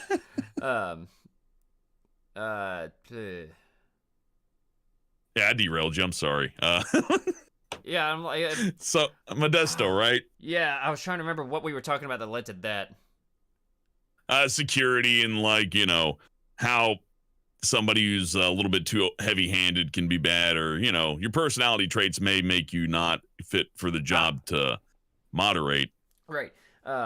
Because when I was still living in Modesto, I think it was like 5 years ago now. Because we had moved up there right about the time that the 2016 elections were going on. But up until that point, I was actually learning ninjutsu from somebody that was down there. He was actually a sheriff. Working in that town at the local, jail, which was operated by the sheriff. But he was somebody who was pretty cool. But one thing he definitely made clear to me is that ninjutsu is not exactly what's portrayed in the movies. It's not something that's all assassins and one hit death and all that crap. The point of it was a fighting style developed by like peasants to get around the direct and deadly fighting style of the samurai. So their whole point was to be like obfuscating, stealthy and just all over the place, light on your feet to dodge the swords and get away from danger. That's the whole point of it, is to just survive the situation. And they use all kinds of tools and other tricks to do so, which is how they became known as like, invisible shadow warriors. It's just because, they were always staying in the blind spot for, a warrior to deal with. And for me, that's kind of the whole point, is like, I'm not out to hurt people. I just want to get out of a fight alive. And for me, when you talk about, people saying they know this like super deadly martial arts fighting style, I'm just like, I may know something that's not meant to do damage, but I just don't have the frame to do security work, which is why I avoided it. Because I am 6'1", 150 pounds at this point, soaking wet. The most effective security move I know is just the full Nelson. It works real good. It's Having nothing special. It's just massive being big. biceps is also really effective. Yeah, having a lot of mass and being able to pick somebody up and push your chest against their back and pull their arms back is great. That's why. But then again, they're mostly drunk, so. That's why I couldn't do that, is because I don't have a lot of mass to my body. Worst experience I had during that, I did that. I grabbed somebody, and the person he was attacking just immediately started punching him in the stomach. I'm like, God damn it! I grabbed the wrong one. I grabbed the guy who wasn't going to be violent, and then the violent guy just wailed on him. Now I'm part of the fight. Yay! Which again, moderation, same thing can happen. You zap the wrong person, all of a sudden you're the best friend of so and so, right? Oh. You'll never be able to convince anybody else otherwise, because why did you do what you did? Oh, it can get sticky. Well, at least for you, doing all the security work at least translates a little more effectively than, my being a sheet metal worker right now does into moderating, because you know how to deal with people. It may just have a different, method of doing so over Discord, when you do moderating, for whatever servers you're doing moderation for. Well, it's a combination of respecting people, but mostly respecting yourself more than them, right? You always got to put yourself above everybody else. You kind of got to. It's not like you're running like a ambulance or anything like that. It's Discord moderation, right? Mm-hmm. So if something's just too much to deal with, I just take the quick answer and go, well, this might hurt. This might cause me some social trauma in the long run, but whatever. I'll just live with it. It's never too much life or death. Or if it ever does look life or death, I just cut myself from it and be like, no, I'm good. Mm-hmm. I don't need to be part of this. I don't need to be part of everything, Some things best without me, actually, That's the other thing. There's some fights you ought to not break up because you just shouldn't be part of it. I hate that. I know it doesn't sound very like, heroic or anything like that, but it's true. There are a lot of fights you ought to just let it happen. Avoid it. Because if you ain't looking out for yourself and you get bogged down really hard, you can't be expected to look out for anybody else. At that point, you're already done for. Right. Or that is to say, there's no shame in like seeing some kind of event happen and people are like, why aren't you doing anything? I'd be like, well, I don't know. I'm going to let someone else handle this one because I don't like it.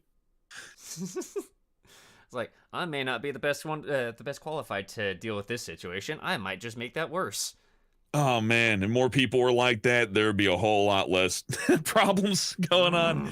Oh. Meanwhile, like for Golden, you said you stepped aside from the moderation, I think, to do more of the technical In the stuff. Hellbent thing, yes. That's just because at the moment I'm in my final year of university, and so whilst I do want to help out, I'm keeping things running in terms of bots and everything. I don't have the time right now to dedicate to the actual community moderation side of things. I'd love to pick it up more once that's all done, but just at the moment I got to focus on university stuff. Right, but I'm sure some of the bots that you've brought into the Has-Been fan court has actually helped out a lot with the moderation at this point. I'd like to think so, yeah. It's made things a lot. When I first joined, everything was done very, very manually, and logs was just basically a case of searching back to try and find what the hell someone said. I think So that's all Hellboy. been cleaned up. I think Hellboy mentioned something about that, about like a Google Docs, document being used to track a lot of these things. I think so, yeah. And then that didn't really get used, and so it's all a lot more streamlined now. So there's bots for moderation. There's bots to keep even things like with the voice channels. Like you can't actually see the voice text channels unless you are in the voice channels. It gives and revokes permissions automatically, because then that means that you can talk to people and post links and stuff without random people who aren't in the voice chat coming and disturbing stuff. Yeah, that's actually that's a really good idea. I'm gonna steal that. Thank you. But yeah, it's actually really useful to know when it comes to moderation, is knowing how to use the various tools that that are available, because a lot of it can help and be effective when you have a small team that has to handle so many people. Honestly, getting just a decent moderation bot, Dino is good. There's an old bot called Rowboat, which now there's a bunch of clones of. I don't know the names of any of the current ones, but that's fantastic as well. That was actually made by someone who works at Discord, and a lot of big servers used it. On like in the Linus Tech Tips Discord, we use a clone of that. Getting a good moderation bot is the biggest thing you can do. It just helps organize things, makes everything so easy, and it just means that if you need to look back at reasons and stuff, you can do that. It's just the biggest thing you can do. Otherwise, everything gets so disorganized and confusing so fast. Yeah, well, moderators they generally work for free. I've never paid anybody for it anyway, so. Yeah, and if you moderate for Hellbent, you work for free, so automation is important. Be nice to the mods as well. If you're not a mod and you're watching this, just be nice, because they are doing it for free and they're just trying to help out. Yeah, don't give them abuse. That's kind of one of the things that we touched on when I talked with Nox. I think it was a couple months ago at this point. It was that a lot of it is they're just doing what they need to do to keep a fan community safe for everybody, and still fun for everybody that's participating in it.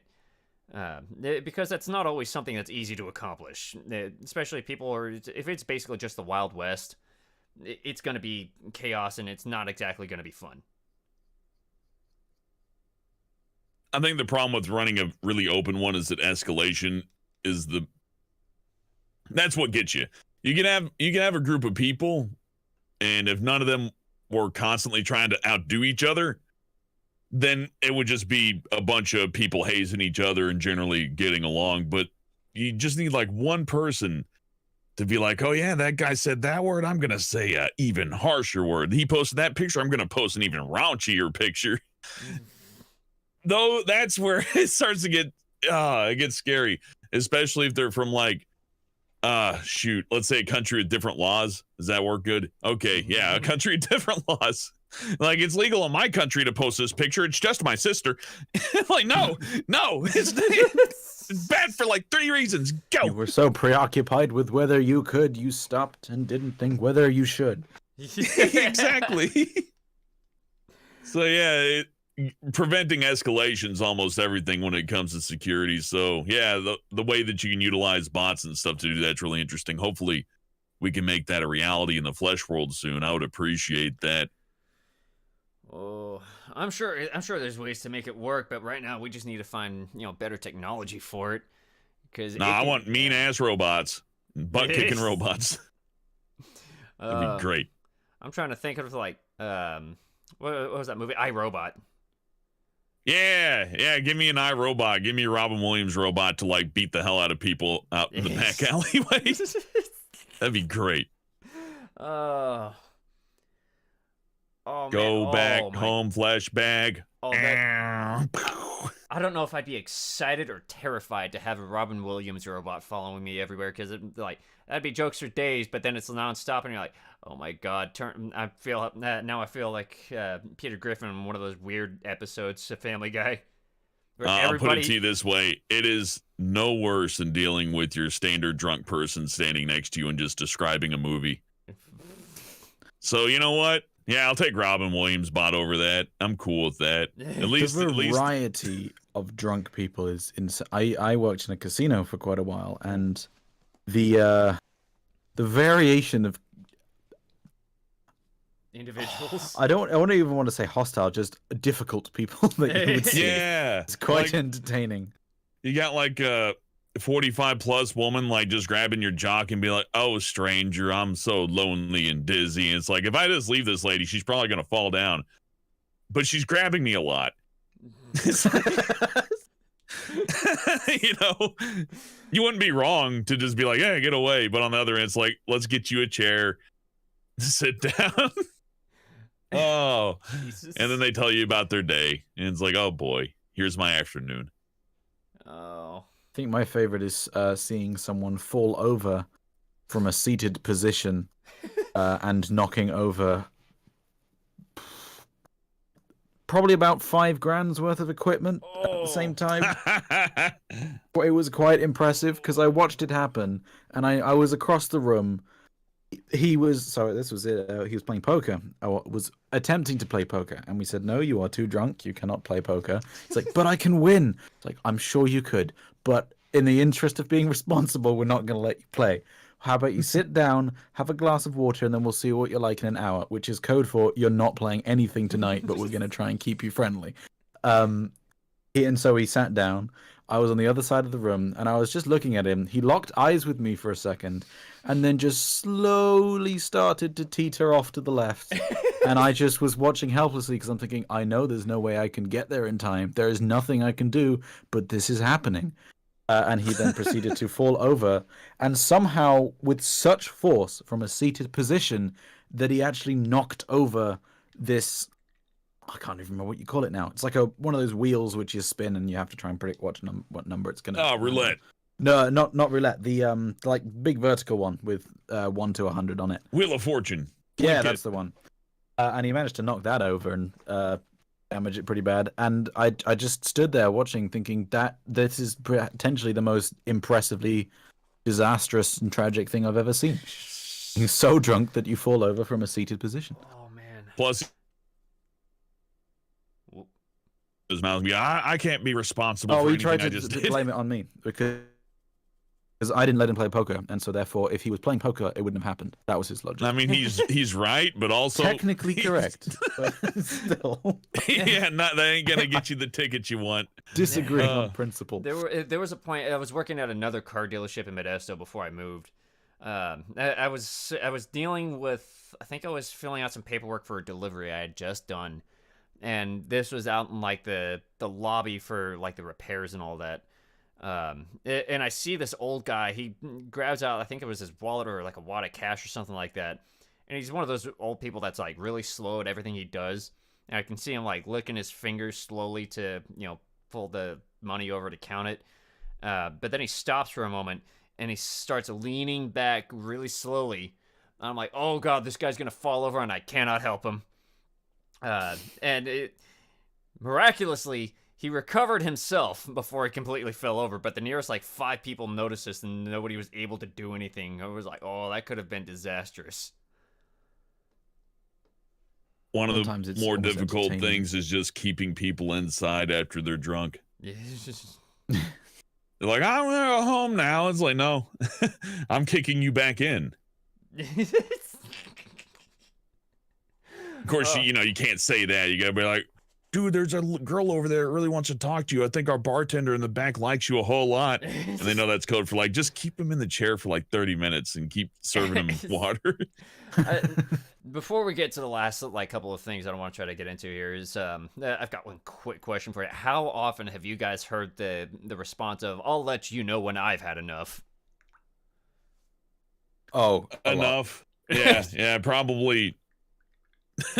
Jeez. If I was going to put an actual number to it, maybe like 500, 600 times if I'm guessing. Maybe more or less. Shit. They always want to let you know that they're okay. Even because, falling out of the chair and going up to the ATM and peeing yourself is totally normal behavior.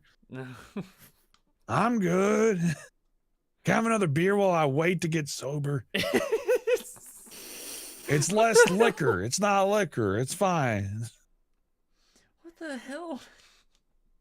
Or, somebody goes to the bathroom and just fucking vomits. I'm sorry. That's foul, but they're just like, bah! And then you pull them, it's like, hey, man, you're drunk, you gotta go. They're like, I'm not drunk, I just had bad shrimp. It's like, well, even if you did have bad shrimp, you should still want to go home. Oh. Oh, man.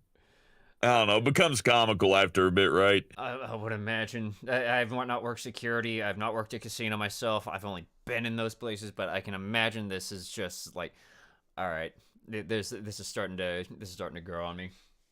It's agitating. The further away you are from it, the easier it is to laugh at events past. When you're doing it, it's not funny. Yeah. It takes a few weeks separated from it to feel like, ha, those are good times. The most entertaining one I had was it was a guy who I loved him because he was super friendly and he would always tip super well. He was clearly a very wealthy guy and he would come to the casino normally once a month. He lived in Scotland, but he would come down for some business thing and he would typically dunk a good 20 to 30 grand each trip. It was nuts. And it doesn't matter, even if he was down 20 grand, he would tip the dealer a couple hundred and leave with a smile. He's just super nice guy. But he also got quite drunk quite a lot of the time. And he was a very friendly drunk. Very, very friendly. And he'd been playing poker. And afterwards, he got up and he shook my hand and he was, because we've been chatting about something I can't remember. And he kept shaking my hand as we were talking and kept shaking.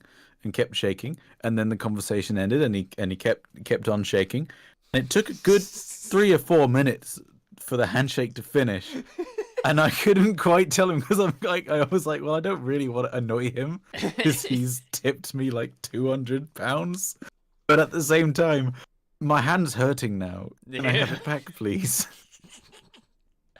Oh man. Excessive politeness can be a curse, yeah. All right, so I'm gonna get into one more question that we got actually in the chat before we get to the closing bit. I should just mention I'm struggling to keep my eyes open, so this might have to be the last one for me. Yeah. This might be an interesting answer for both of you, especially you, Golden, since you're starting to pass out. We'll see how much you can get in here. Felix VA asks, hi, I'm a starting voice actor. Do you perhaps have some tips? And I think I can already see two ends of this answer. I can't offer all that much advice because the one voice acting gig I got simply because I knew someone who was involved with it. I was just right contacts, that was all. So probably better to talk to Hellbent on that one. Okay, your hopes, bury them. But it's not over. Hey, it's fine. You can still live with buried hopes. You have to get the equipment, even if it's, cheap, right? Like, hey, you might just have a Blue Yeti, but it's still a Blue Yeti, right? It's better than your Xbox headset. Invest in a microphone. Something better than a headset, right? Get to the point to where you feel it sounds good and just record. Whether you're streaming a video game, reading books, there's tons of books that are, free domain. You can do a book on tape thing on YouTube if you want. You can put audio over comics, whatever it is. Like, think of anything that you could do on your own talking and make it a habit to do that once a week. That should be your first step. Like, get the mic, make a once a week habit of either acting or speaking so that you're consistent with it. And then at that point, once you feel you're good to go, and maybe, for sure you have the free time to do it, because keep in mind, if somebody asks you to do this for once a week, it's going to be a job one way or the other, whether they pay you or not. Then at that point, just put out a bunch of applications, apply for everything. That's how I did Planet Dolan. I watched the place. I liked the videos and I sent in an application. Out of nowhere, I got a reply back going, oh, wow, yeah, go ahead, film a test for us. And I recorded it, and then they posted on their channel, and I was like, oh my God, I didn't know you were going to post that. Yeah, and then, 5 years worth of acting after that. So really, nothing's stopping you is what I'm saying. So when I say bury your hopes, I mean, like, put away any idea of, like, needing to do anything other than just doing it. Just do the thing. I know it's not really uplifting advice, but just doing the thing is all you got to do. That's definitely one thing, is just keep going for it. There's a term that I've heard that Mick Lauer uses. He calls it fire and forget.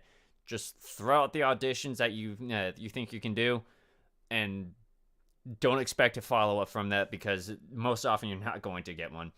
Yeah, well, I've applied to a variety of things, and people have come to me even, right? So everybody I've worked for has been different. It's not like this soulless mass of this is what it is to be an actor. It is like math. No, it's a bunch of people from varying financial backgrounds, artistic backgrounds, and all sorts of other things trying to make something work. Man. And you as an actor, your job is to help make it work. If not just make it work, try to elevate it, even be a asset.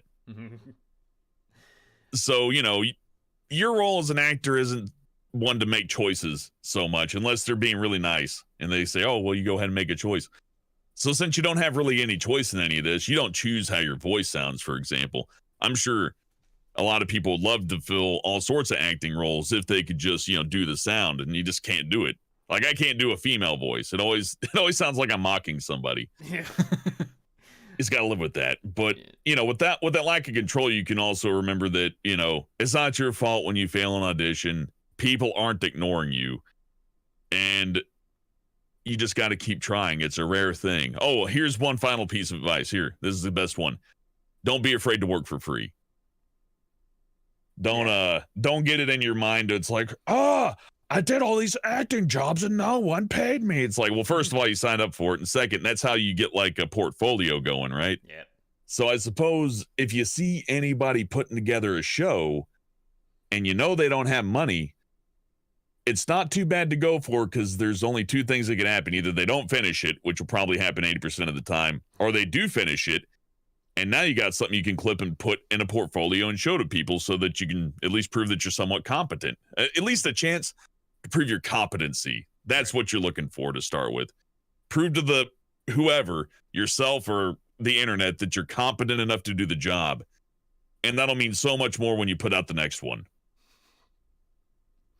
I think that covers it. Yeah. Oh, also, don't be afraid to upgrade your equipment once in a while. I know it's expensive and painful, but people do care. At least, especially editors. Editors care a whole lot.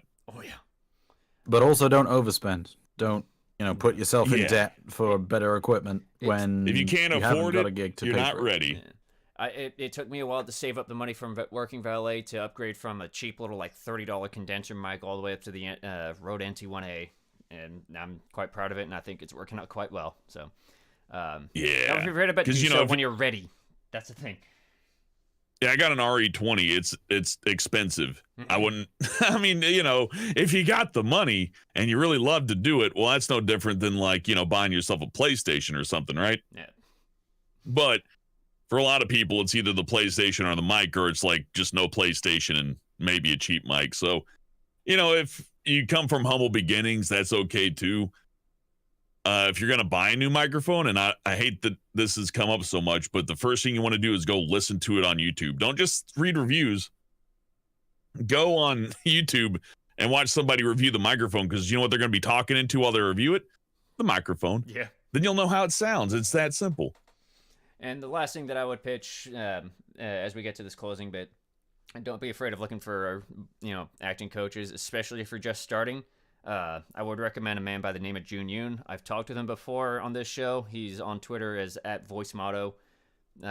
Very worth taking classes from, because he's pretty budget friendly for learning acting from. He used to teach drama in high school. Highly recommend him. Amazing guy to work with. Acting coaches are fantastic. And if you just keep trying, you'll probably learn something. Take it into your work too. Like if you're getting in arguments with customers, or if you argue with your family a lot, just start acting and just see how it goes. That's bad advice, by the way, at the end. Don't do that. Everybody will hate you. All right. So I guess to all this, we'll get to the closing bit, because we've talked a fair bit about, the type of things that go into moderating Discord servers, public chat rooms, yada yada, all that. One thing I found is that there's always different like backgrounds that can help with understanding how to deal with all these different things when it comes to moderating, how to deal with people that are having a tough time, when it comes to people who are just being a pain in the ass for the sake of being a pain in the ass. But I guess the last thing I want to try to get out from you guys is, do you have any particular advice you'd like to give when it comes to moderating? Yeah, just moderating, or even if you have any just life advice in general you want to give. In regards to moderation, okay. One thing I would say, just because I've seen this mistake made by a couple people, not so much moderators, but people who are running or trying to start a community, don't force it. If it's going to become popular and it's going to grow and improve, then it will do so organically. If you try to force it with artificial, there was one server I knew where the owner literally had quotas for activity for his mods, as in like they had to have a God. certain number of messages per day, else he'd take their roles off. Yeah, don't do that. It's a community. It should be fun. If it stops being fun for any reason, something is wrong. Keep things fun. That is the most important thing. Everything else is second. Yeah, I can't top that he completely nailed it. I guess if I had any secondary thing to add to that, just keep an eye on your own mental health, you know. Yes. It's general advice, right? But the thing about the internet is that it can be a little bit insidious, and that like there's unlimited people to interact with, so you can tell your story to like a billion different people. Oh yeah. And the more you do that, you kind of get tunnel vision and you spread yourself real thin. And the next thing you know, you don't even know who you are at the end of it. Or maybe you're just so bound up in it, it becomes consuming and it's just all you're about.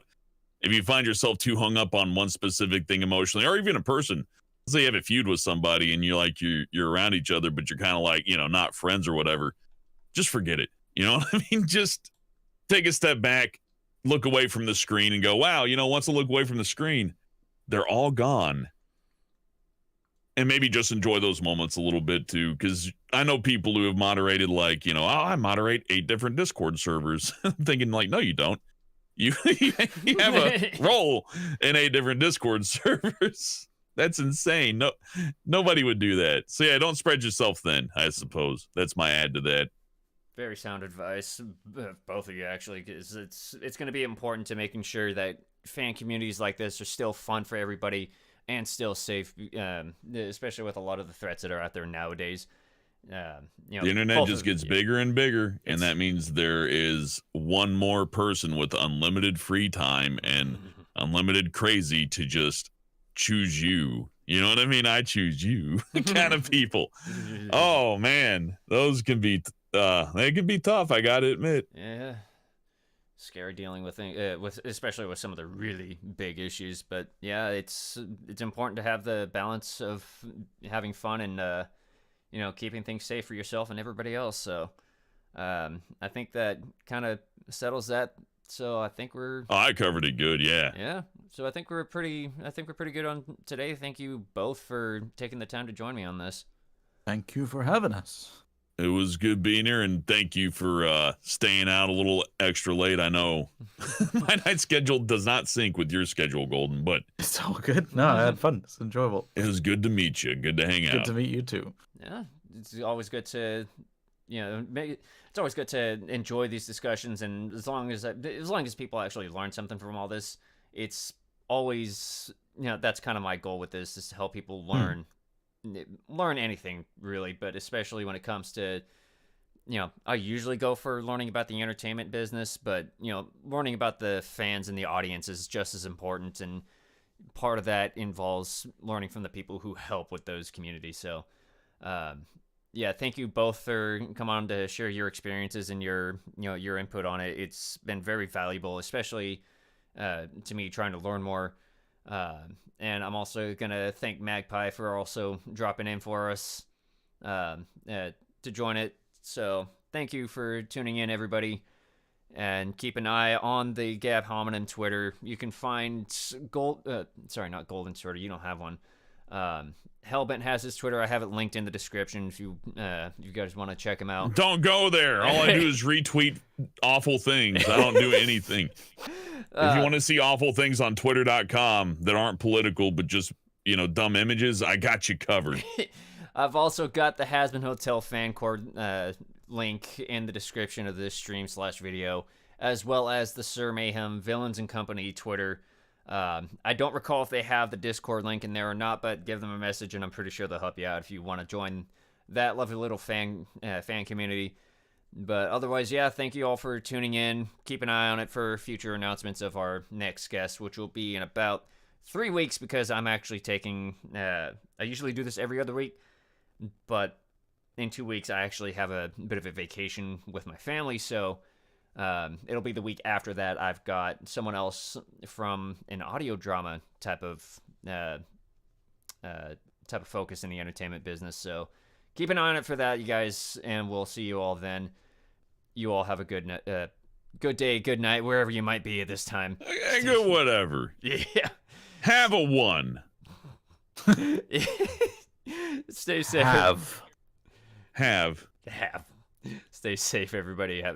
You all have.